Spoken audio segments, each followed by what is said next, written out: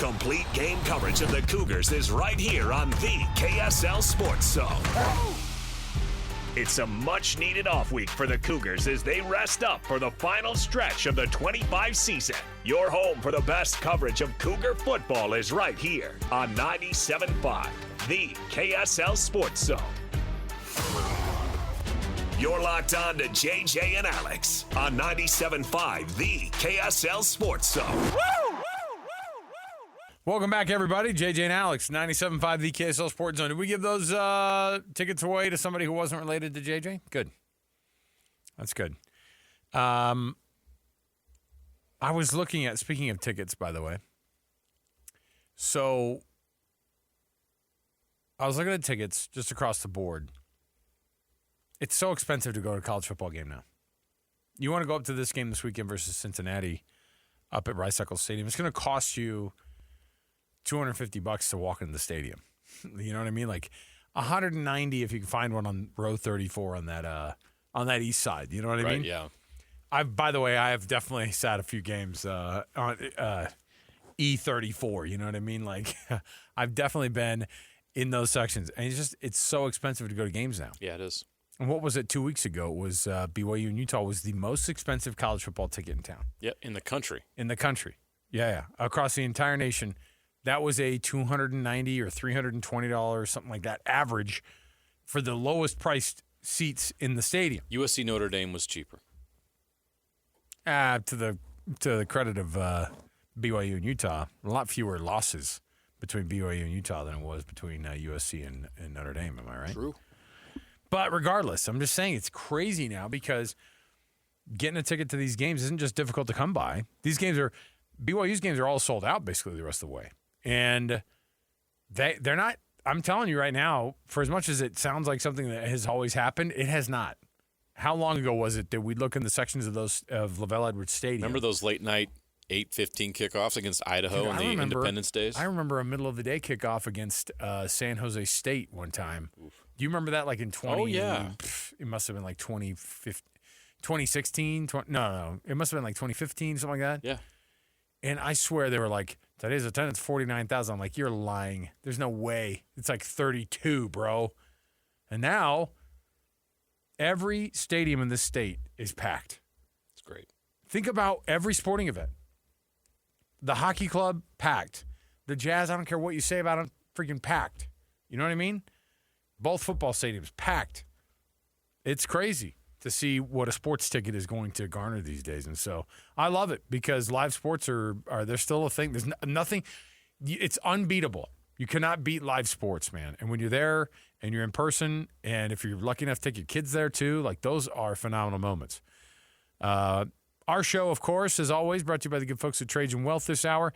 TRAJANwealth.com. It's Trajan Wealth for all your trusted local needs in retirement.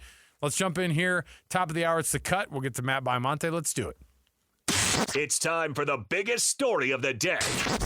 This is what made the cut with JJ and Alex on 97.5, the KSL Sports Zone.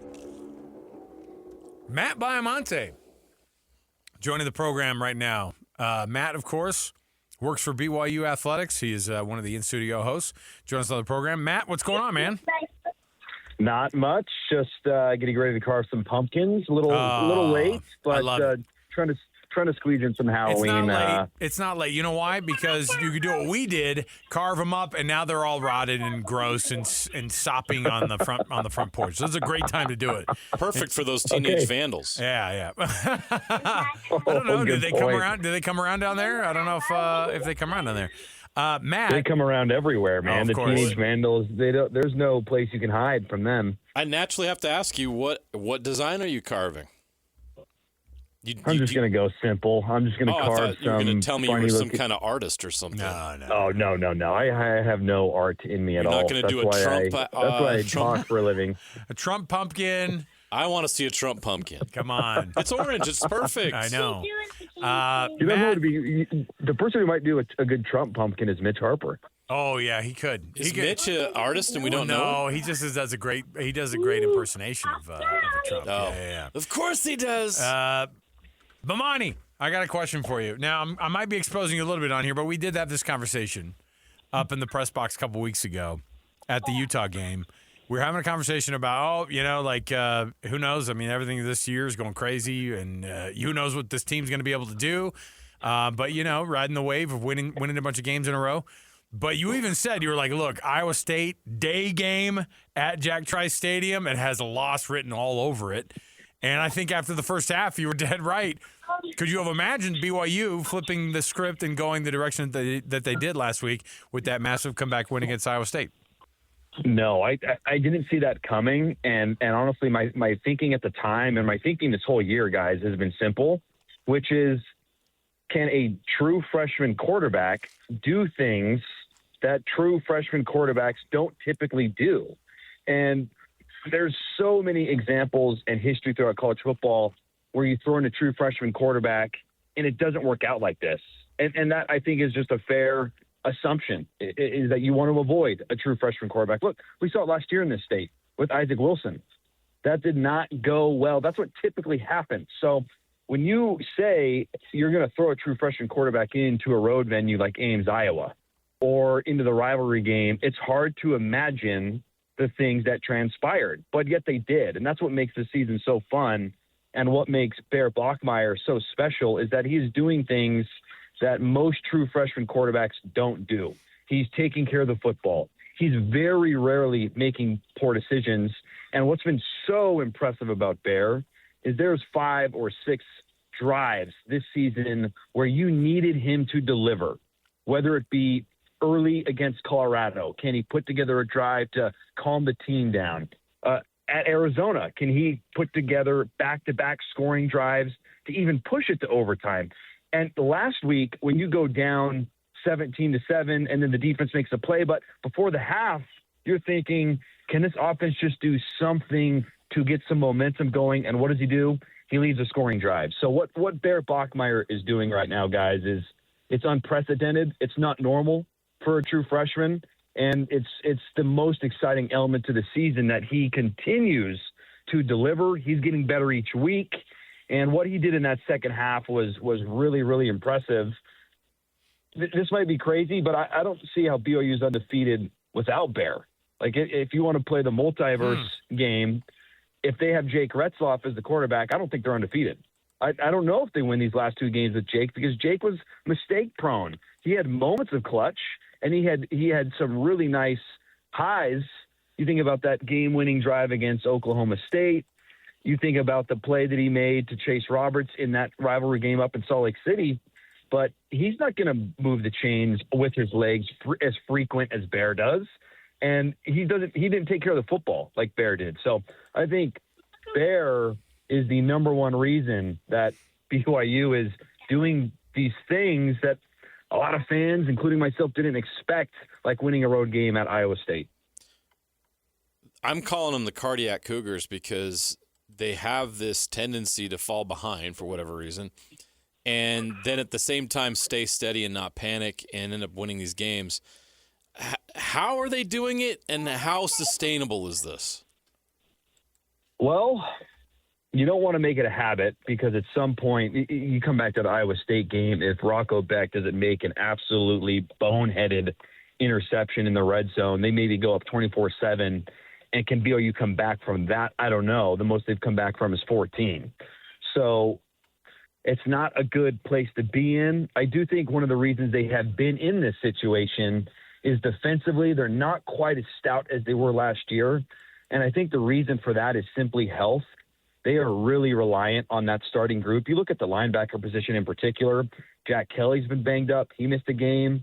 We know that Isaiah Glasker's missed a little bit of time. And then the backups behind them, there's not a lot of experience in terms of depth. You lose Che Bryant Strother earlier in the year. I did like that Kalani announced that he'll return for next season, so that's some added depth for next year. But when you are missing some of your key players, we haven't seen Raider Mooney in weeks. He was like the best run-stuffing safety that BYU has. So I think defensively they've been a little loose at the start of some of these games. Now, on the flip side, Jay Hill and the defense have done a phenomenal job at halftime of making adjustments and slowing teams down. So that has been encouraging. And I think the one thing that is sustainable, and I just touched on it, but it's Bear. I think Bear has been very consistent in the way that he plays. There hasn't been a game yet where he's looked bad or he's looked like, okay, that's a true freshman making mistakes. If you want to nitpick, you can maybe say that Arizona game where his completion percentage was a little low was more of what you would expect from a true freshman. But as long as Bear continues to improve, if he continues to be a threat on the ground, which I think you can assume that's going to be the case, knock on wood, he stays healthy, but he's been effective on the ground. He's made great decisions. And his chemistry in particular with Chase Roberts and Parker Kingston, where those guys continue to have 100-yard receiving games, I like that about Bear a lot, that he's getting the ball to some of the best playmakers. Between Carson Ryan, Parker Kingston, and Chase Roberts, he's feeding them the ball a lot. They are really producing. They're playing good football. So I think that part is sustainable. The one thing that does give me a little pause, and to your point, JJ, on the cardiac Cougs, is can the defense's health remain?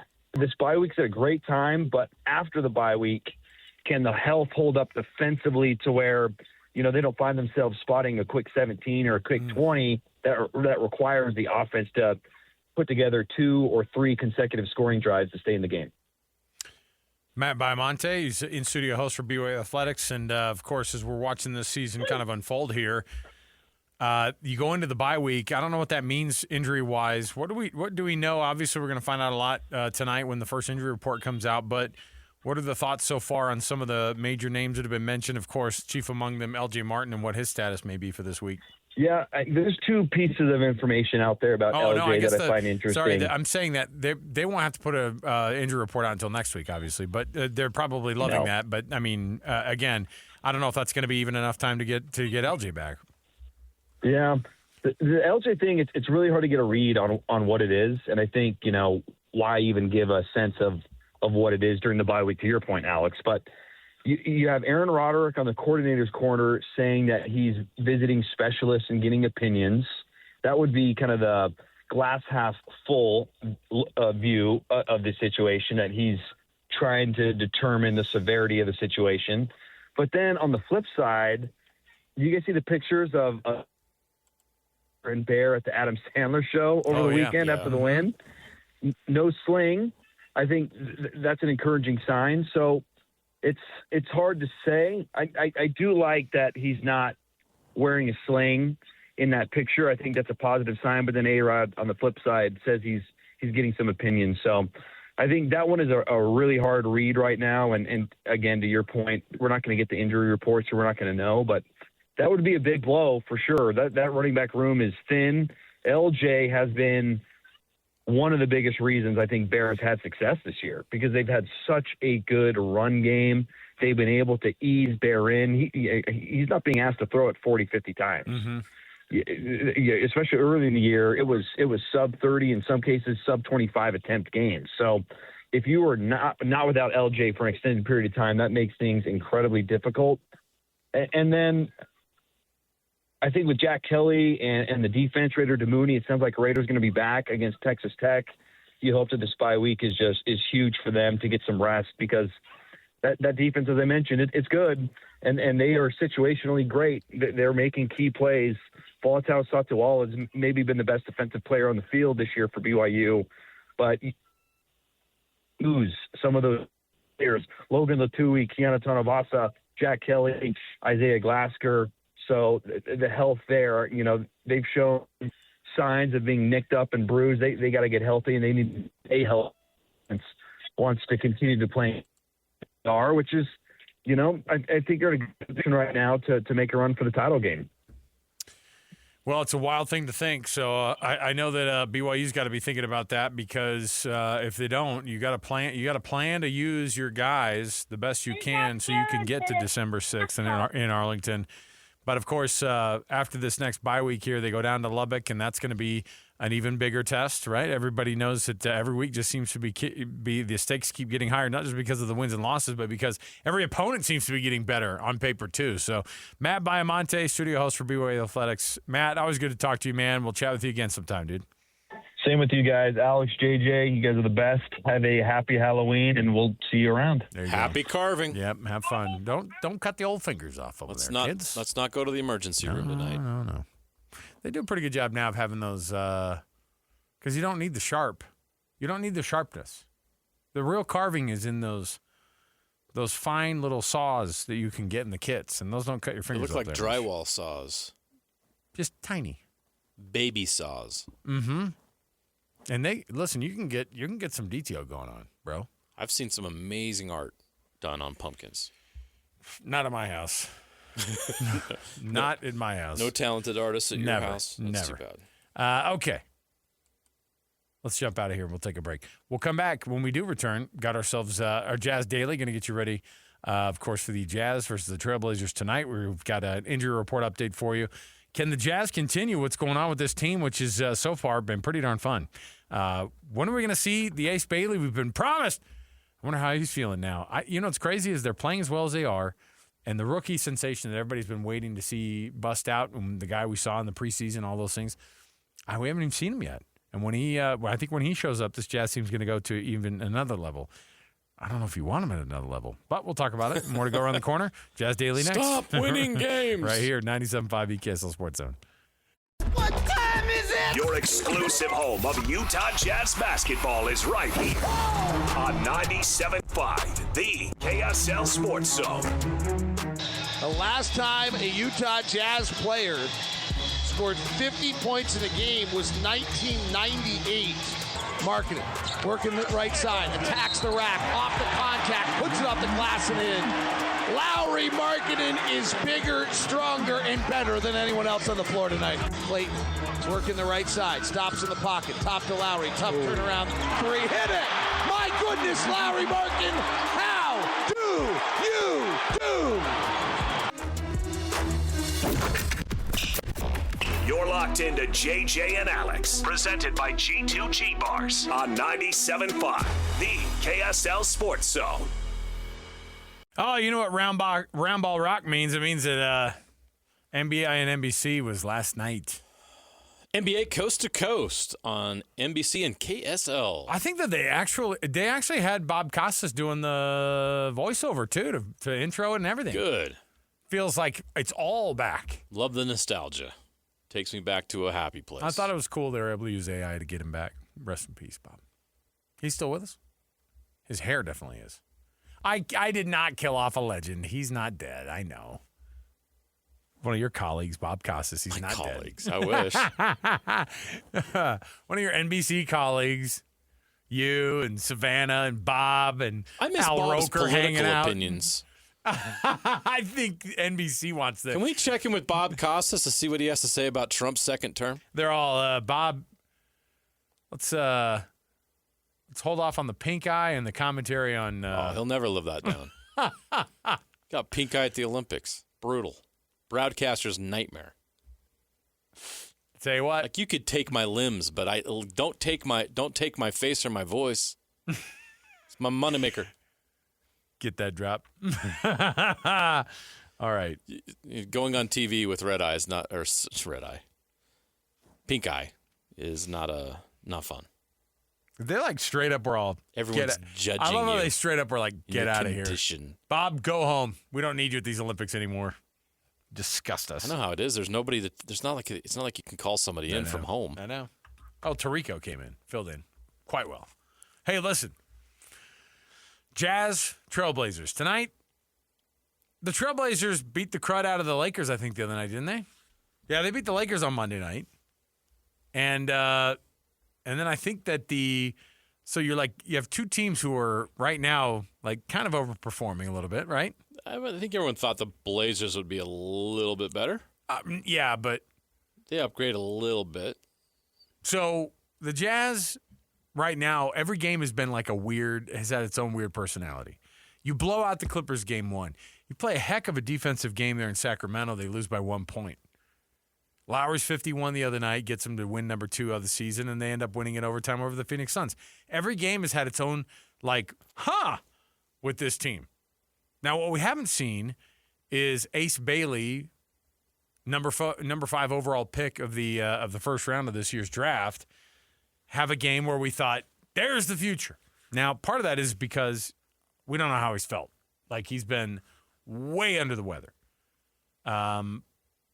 What is a game like this? What do you expect in a game like this tonight? I think the Jazz are, I don't know, are they favored even at home tonight? I mean,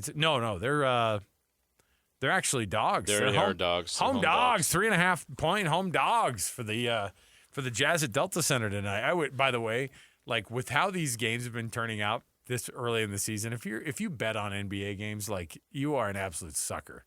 Teams right now don't know who they are. Don't do that. Don't get into this. All right. So Trailblazers come to town. What takes shape in this game, JJ? What's a storyline that you would love to see take shape in game number 4 of the season? How does Lauri Markkanen follow up 51 points? He's not going to score 51 again, but right now he's in top 5 in the league in scoring. I know it's just 3 games, but he's averaging 35 points per game. Yeah. So what kind of pace can he keep up? 34.7 to be exact. Lauri Markkanen looks like the all-star from 3 years ago. And how many games does Utah win if Lauri continues to play like that? There's a reason why he sat out some games last year. Hey, how many threes has Walker ended up hitting this year? He went 3 for 3, right? Well, he went 1 for 2 the other night. Oh, did he miss one? Yeah. So has he got 3 threes this year already? I'm pretty sure he hit that. 2 in the first game. He did. He was 2 for 2 in the first game. I think he was 1 for 2 last game. So Walker continuing to shoot threes is also a fun storyline to follow. Yeah, 1 for 2 against the Suns. Yeah, he's officially fallen off. He's shooting 75% from 3. Just like you had on the. We all expected. You had that on the paper. Walker's been great. I know he didn't have a great game against the Kings, but he was awesome in the Suns in the wins. He was great. Yeah. I think honestly, I mean, Lowry's going to score 51, but without Walker Kessler's rebounding and defense, block shots, steals, even. Yeah. They're not 2-1. So it's the Jazz have an emerging group of players that are really good. I think Lowry's obvious. Walker Kessler is now a proven center in the league and continues to get better. And Keontae George has been a great story so far early in the season. I think if you looked back on the last 2 years, it feels like there was some inconsistency, and maybe you chalk that up to some immaturity. Not that he was. It's not like goofing around. Yeah. That's not what I'm talking about. No, but the maturity. I'm talking of about being NBA a pro game. each and every day. Yes. Understanding what it takes and being consistent. Yeah. We're seeing consistency 3 games in here. Now he'd love to have that last shot back against the Kings, but he took the shot. Like, that's growth. And remember last year at the end of the season, he was coming off the bench, and we're all like, is Keontae part of the future? Blah, blah, blah. Well, he's clearly part of the future now. And so I feel like you have those 3 guys that you know are part of it. You have Bryce Sensabaugh coming off the bench, which feels like a role moving forward. What does everything else look like? I think there's starting to become a little bit of a picture coming into focus about who the Jazz are going to be moving forward. How many games are they going to win this year? I think that's really interesting, and it's going to be fascinating to watch. Tonight, I don't know. I mean, the Blazers are a team that's ready to win. That's a team that's been down for a while, actually longer than the Jazz. They're a little bit ahead in their rebuild. And right? You've got a Drew Holiday on that team. Mm-hmm. And that feels like a team that's trying and wanting to win some games. I think that they're better than the Suns, and the Suns push the Jazz to overtime. I do think the 2-1 is great, but are the Jazz really going to win at that clip for the rest of the year? I just don't think so. I don't know. It's interesting that the Blazers are a favorite tonight because I could see it being that way. Can the Jazz win back-to-back games? That's going to be interesting to watch tonight. Yeah, so obviously, then all of a sudden they're 3-1, and we're like, "What's going on here?" Yeah, it's going to remind me of Will Hardy's first year at Utah. Here's what we have. Will Hardy, that first year, they were like, "Look, come on, man," because what did he win? 36 games, 37 games. Yeah, I remember they were 10-3 to start the season. But they had to even kind of take the foot off the gas a little bit at the end. They made trades at the trade deadline. They got rid of Mike Conley. Yeah, they had to make the roster worse. So, yeah, to me, I watched games like this tonight, and obviously, I don't know who's. Oh, is Nurkic going to be available then? Yeah, Nurkic is available. Nice. Other than that, usual suspects are still out, Niang and Collier. So you're going to have your full get up, of course, because I think that now what's the lineup going to look like? Do you stay? Do you mix up the lineup? This is how you make the season more interesting for Jazz fans who are watching that secondary game being played of how does this team get to make sure that you convey. See, you don't tank, just convey. Yeah. Play to convey. That's my new, hey. Boom, put it on a T-shirt. Write it down. Play to convey. Yeah. No one's saying tank. No. Just, hey, get out there. Just play to convey. Put the lineup out Play there. Play not to convey. Play. You got to put the qualifier in it. Play not to convey. And you have to make sure that, like, this is where Will Hardy, he's great at just, like, experimenting with lineups. You know who your starters should be. You also know that there's some guys you want to get in there. I want to see some consistency starting to build up from guys like Taylor Hendricks. I want to see Walter Clayton Jr. continue to kind of keep growing into a bonus rookie who's actually going to get rotation minutes, and I think he's doing great. What is Ace Bailey going to be game 4? What is Ace Bailey going to be game 4? Is this going to be his first double-digit it would be great. night of scoring for the Jazz I think rookie? that the illness took something out of his lungs, and he hasn't been able to play a lot of minutes. He only played 14 minutes in an overtime game on Monday, so I'd like to see him get a little bit more minutes. But Svi Mikhailuk's been playing really good basketball. Get that drop. That's a very 2025 quote.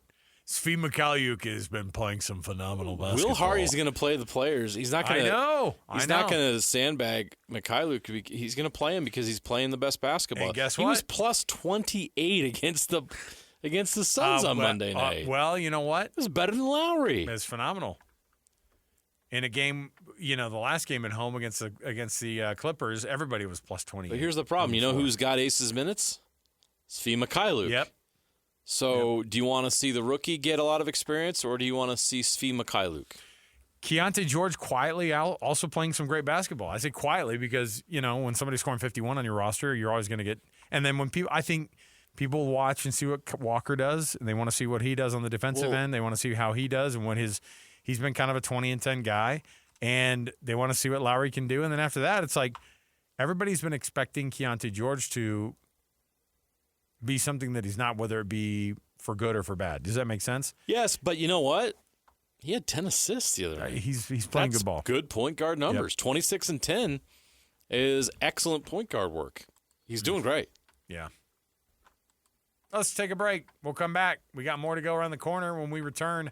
Going to get you ready for the Jazz, taking on the Trailblazers tonight. Pre-game, of course, fires up at the top of the hour, 6 o'clock, right on the money, and then we're going to get you going. But before that, we've got our best and worst, and we'll get you going there. Oh, yes, the best and worst. We're going to sneak it in. Stay here, 97.5 the KSL Sports Zone. Wrapping up the hour with our picks for the best and worst moments on today's show. As JJ and Alex want to hear your best and worst of the day. Oh, the things we do to keep ourselves entertained in this business. Welcome back to the program. JJ and Alex, 97.5 the KSL Sports Zone.